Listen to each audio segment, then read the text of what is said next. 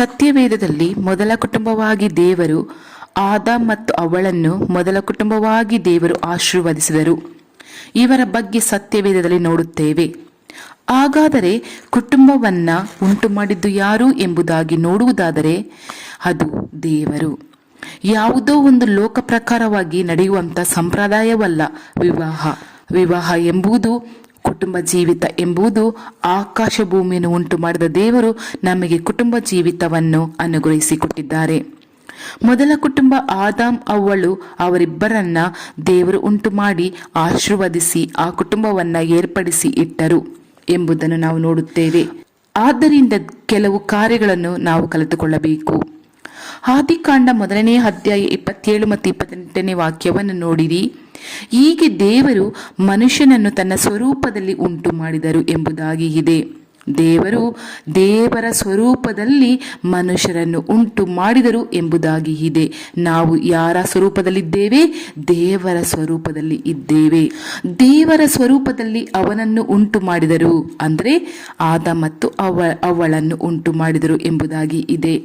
ಇದಲ್ಲದೆ ದೇವರು ಅವರನ್ನು ಆಶೀರ್ವದಿಸಿ, ನೀವು ಬಹುಸಂತಾನವುಳ್ಳವರಾಗಿ ಹೆಚ್ಚಿರಿ, ಭೂಮಿಯಲ್ಲಿ ತುಂಬಿಕೊಂಡು ಅದನ್ನು ವಶ ಮಾಡಿಕೊಳ್ಳಿರಿ. ಅದನ್ನು ಅಂದ್ರೆ ಏನು?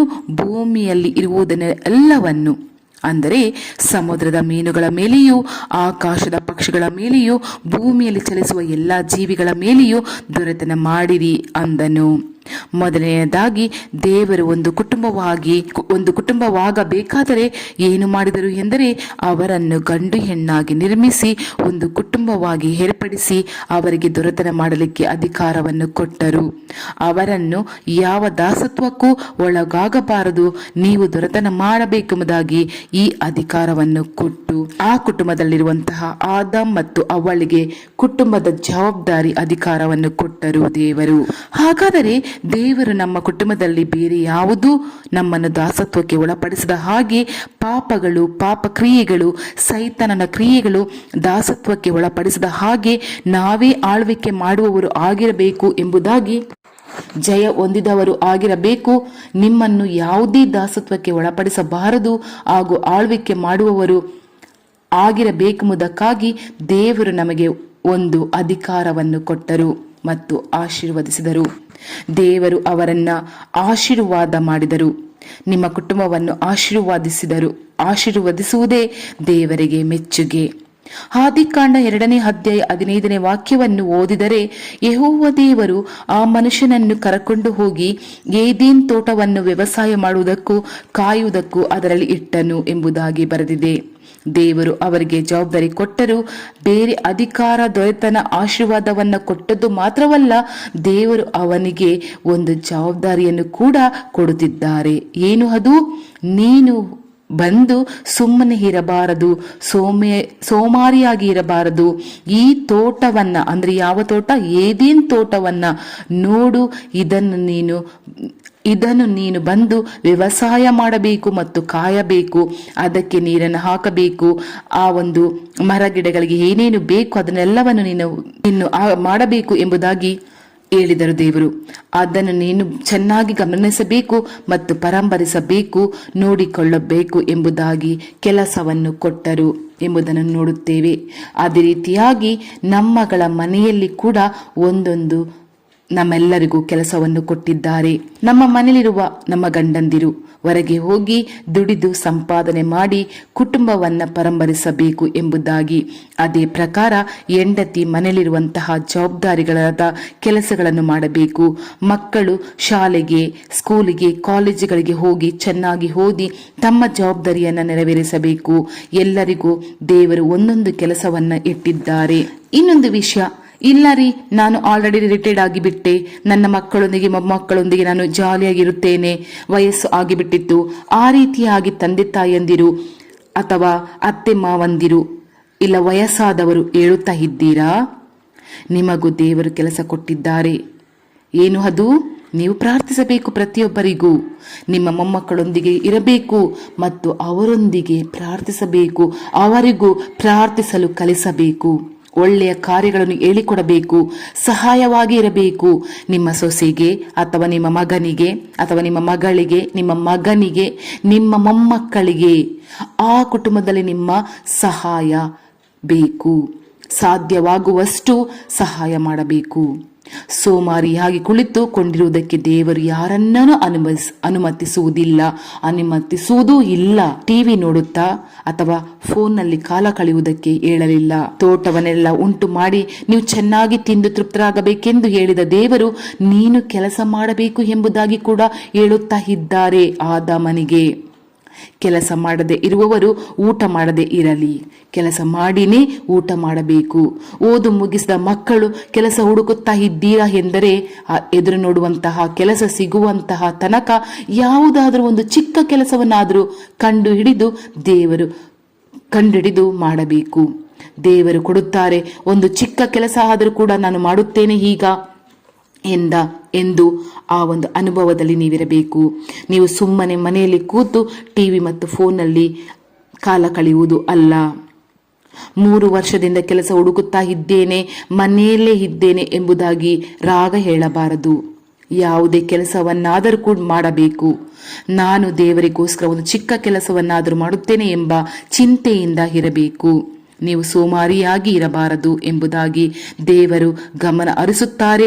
ಮನೆಯಲ್ಲಿ ಒಬ್ಬ ವ್ಯಕ್ತಿ ಕೆಲಸ ಮಾಡಿ ಸಂಪಾದನೆ ಮಾಡಲಿಲ್ಲ ಅಂದರೆ ಆ ಕುಟುಂಬವನ್ನು ನಡೆಸಲಿಕ್ಕೆ ಯೋಗ್ಯತೆ ಇಲ್ಲದೆ ಇರುವವನು ಎಂಬುದಾಗಿ ದೇವರು ಹೇಳುತ್ತಾರೆ. ಕೆಲವು ಗಂಡಸರು ಕೆಲಸಕ್ಕೆ ಹೋಗಿ ಸಂಪಾದನೆ ಮಾಡುವುದಿಲ್ಲ. ಹೆಂಡತಿ ಹೋಗಿ ಕೆಲಸ ಮಾಡಿದ ಆ ಸಂಪಾದನೆಯಲ್ಲಿ ಅವರ ಬಳಿ ಹಣ ತೆಗೆದುಕೊಂಡು ಪೆಟ್ರೋಲ್ ಹಾಕಿಕೊಂಡು ಊರು ಸುತ್ತುವುದು ಮತ್ತು ಸರಾಯಿ ಕುಡಿಯುವುದಕ್ಕೆ ಉಪಯೋಗಿಸುತ್ತಾರೆ. ಇದು 2 ಮಾತ್ರವಲ್ಲ ಗಂಡಂದಿರೇ, ಕುಟುಂಬಕ್ಕೆ ಜವಾಬ್ದಾರಿ. ನೀವು ಹೋಗಿ ಕೆಲಸ ಮಾಡಿ ಸಂಪಾದನೆ ಮಾಡಿಕೊಂಡು ಬಂದು ಹೆಂಡತಿ ಮಕ್ಕಳನ್ನು, ಅಪ್ಪ ಅಮ್ಮಂದಿರನ್ನು, ಅತ್ತೆ ಮಾವಂದಿರನ್ನು, ಮಕ್ಕಳನ್ನು ಸಾಕಿ ಸಲಹಬೇಕು. ಹೆಂಡತಿಯ ಸಂಪಾದನೆಯಲ್ಲಿ ಕಾಲ ಕಳೆಯುವಂತ ಗಂಡದಿರನ್ನು ದೇವರು ಎಂದಿಗೂ ಆಶೀರ್ವದಿಸಲಿಕ್ಕೆ ಸಾಧ್ಯವಿಲ್ಲ. ಈವನ್ ಆಶೀರ್ವದಿಸುವುದೂ ಇಲ್ಲ ಕೂಡ. ಯಾವುದಾದರೊಂದು ಕೆಲಸವನ್ನು ಹುಡುಕಿರಿ, ಕೆಲಸವನ್ನ ಮಾಡಿರಿ. ಹುಡುಕುತ್ತಾ ಇದ್ದೇನೆ ಎಂಬುದಾಗಿ ಹೇಳುತ್ತಾನೆ ಇರಬೇಡಿರಿ. ಎಷ್ಟೋ ಅವಕಾಶಗಳು ಇದೆ. ಸಿಂಪಲ್ ಆದ ಕಾರ್ಯಗಳನ್ನು ಮಾಡಬಹುದು. ದೇವರ ಬಳಿ ಪ್ರಾರ್ಥಿಸಿದರೆ ದೇವರು ಮಾರ್ಗ ತೆರೆದುಕೊಡುತ್ತಾರೆ. ಆದುದರಿಂದ ದೇವರು ಬಂದು ನಮಗೆ ಜವಾಬ್ದಾರಿ ಕೊಡುತ್ತಾರೆ. ಎಲ್ಲರಿಗೂ ಒಂದೊಂದು ಜವಾಬ್ದಾರಿ ಇದೆ. ಕುಟುಂಬದಲ್ಲಿ ಅವರವರ ಜವಾಬ್ದಾರಿಯನ್ನು ಸರಿಯಾಗಿ ನೆರವೇರಿಸಬೇಕು. ಅದಕ್ಕೇನೆ ಸರಿಯಾಗಿ ಮಾಡದೇ ಇರುವುದರಿಂದ ಕುಟುಂಬದಲ್ಲಿ ಅನೇಕ ಸಮಸ್ಯೆಗಳು, ಹೋರಾಟಗಳು ಎಲ್ಲವೂ ಉಂಟಾಗುತ್ತದೆ. ದೇವರು ಹೇಳಿದ ಮಾತನ್ನು ಮನಸ್ಸಿನಲ್ಲಿ ಇಟ್ಟು ಕಾರ್ಯ ಮಾಡಿರಿ. ದೇವರು ನಿಮ್ಮನ್ನು ಆಶೀರ್ವದಿಸಿದ್ದಾರೆ. ಪ್ರೀತಿಯ ದೇವರ ಮಕ್ಕಳೇ, ಈ ಕ್ಷಣ, ಈ ರಾತ್ರಿಯ ವೇಳೆಯಲ್ಲಿ ನಾವು ಒಂದು ಕ್ಷಣ ಮೊಣಕಾಲೂರೋಣವೇ? ನಿಮ್ಮ ಕೈಗಳನ್ನು ನಿಮ್ಮ ಎದೆಯ ಮೇಲೆ ಇಟ್ಟುಕೊಳ್ಳಿರಿ. ದೇವರ ಬಳಿ ಪ್ರಾರ್ಥಿಸೋಣ. ತಂದೆಯಾದ ದೇವರೇ, ಪರಲೋಕದಲ್ಲಿ ಆಸೀನವಾಗಿರುವ ತಂದೆಯೇ, ಯೇಸುವೇ, ಅಪ್ಪ, ನಾವು ಹೇಗೆ ಇರಬೇಕೆಂಬುದಾಗಿ, ಕುಟುಂಬದಲ್ಲಿ ನಮ್ಮ ಜವಾಬ್ದಾರಿ ಏನು ಎಂಬುದಾಗಿ ನೀವು ತಿಳಿಸಿಕೊಟ್ಟದಕ್ಕಾಗಿ ನಿಮಗೆ ಸ್ತೋತ್ರ. ತಂದೆಯಾದ ದೇವರೇ, ಯೇಸುವೇ, ಆದಿಕಾಂಡದಲ್ಲಿ ಆಗನೇ ಆದಮ್ ಅವಳಿಗೆ ನೀವು ಎಲ್ಲವನ್ನೂ ಕೊಟ್ಟಿದ್ದೀರಾ. ಏದೇನ್ ತೋಟದಲ್ಲಿ ಮರ, ಗಿಡಗಳು, ಹಣ್ಣು ಹಂಪಲುಗಳು, ಅವರಿಗೆ ಏನೇನು ಬೇಕು ಎಲ್ಲವನ್ನು ಕೊಟ್ಟಿದ್ದೀರಾ. ಆದರೂ ಸಹ ನೀವು ವ್ಯವಸಾಯ ಮಾಡಬೇಕು, ಏದೇನ್ ತೋಟವನ್ನು ಕಾಯಬೇಕು ಎಂದು ಅವರಿಗೆ ಜವಾಬ್ದಾರಿಯನ್ನು ಕೊಟ್ಟಿರಿ. ಆದರೆ ನನ್ನ ಜೀವಿತದಲ್ಲಿ ನಾನು ಜವಾಬ್ದಾರಿತನವನ್ನು ಎಲ್ಲಿಯಾದರೂ ನಾನು ಬಿಟ್ಟು ಹೋಗಿದ್ದರೆ ಐ ಆಮ್ ಸಾರಿ ಜೀಸಸ್. ಇನ್ನು ಮುಂದೆ ನೀವು ನನಗೆ ಕೊಟ್ಟಂಥ ಜವಾಬ್ದಾರಿಯನ್ನು ಸರಿಯಾಗಿ ನಾನು ಮಾಡುತ್ತೇನೆ. ನನ್ನ ಹೆಂಡತಿ ಮಕ್ಕಳಿಗೋಸ್ಕರ, ನನ್ನ ಗಂಡ ಮಕ್ಕಳಿಗೋಸ್ಕರ, ನನ್ನ ಅತ್ತೆ ಮಾವನಿಗೋಸ್ಕರ, ನನ್ನ ಅಪ್ಪ ಅಮ್ಮನಿಗೋಸ್ಕರ, ಹಿರಿಯರಿಗೋಸ್ಕರ ನಾನು ಸರಿಯಾಗಿ ನನ್ನ ಜವಾಬ್ದಾರಿಯನ್ನು ನೆರವೇರಿಸುತ್ತೇನೆ ತಂದೆಯೇ.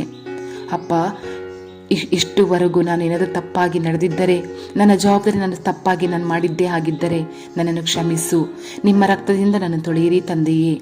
ಇನ್ನು ಮುಂದೆ ಈ ರೀತಿಯ ತಪ್ಪುಗಳು ನಾನು ಮಾಡದೆ ಇರಬಾರದು. ನನ್ನ ನಡೆಸಿರಿ ಪ್ರಭುವೇ.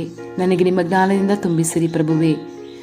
ಏಸಪ್ಪ, ಈ ಒಂದು ರಾತ್ರಿಯ ವೇಳೆಯಲ್ಲಿ ನನ್ನ ಜವಾಬ್ದಾರಿ ಏನೆಂದು ನಮಗೆ ತಿಳಿಸಿಕೊಟ್ಟದಕ್ಕಾಗಿ ನಿಮಗೆ ಸ್ತೋತ್ರ. ಇನ್ನು ಮುಂದೆ ಈ ಜವಾಬ್ದಾರಿಯನ್ನು ಸರಿಯಾಗಿ ನಾನು ಮಾಡಿಕೊಂಡು ಹೋಗುತ್ತೇನೆ. ತಂದೆಯ ದೇವರೇ ಯೇಸುವೆ, ನಾನು ನಿಮ್ಮ ಮಗನಾಗಿ ನಾನು ಇರುತ್ತೇನೆ.